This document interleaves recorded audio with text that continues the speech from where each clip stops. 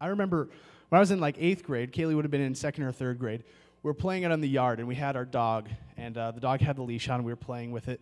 And I remember somehow the leash got tangled around Kaylee's neck, and the dog just took off, and it drug her halfway across the yard.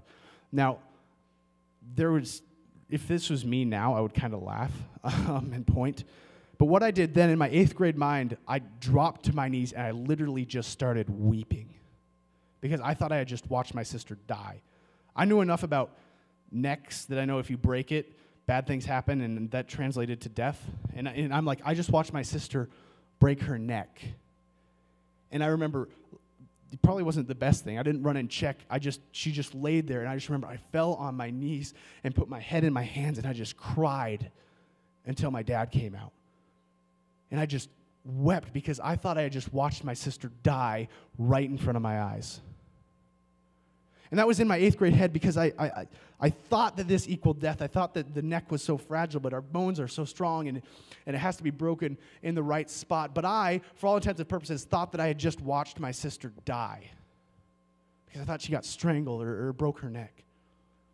But the truth is it wasn't a life-threatening situation. But all of us, each day, see people who are in a life-threatening situation,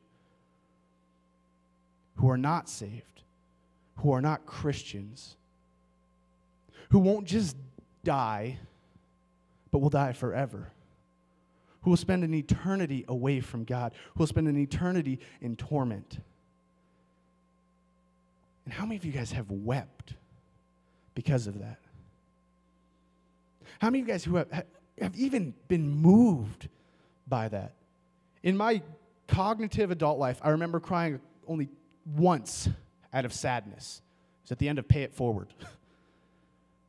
I've cried at the end of a movie, but I haven't cried for close friends of mine who are going to spend eternity in hell unless God changes their life. What about you guys?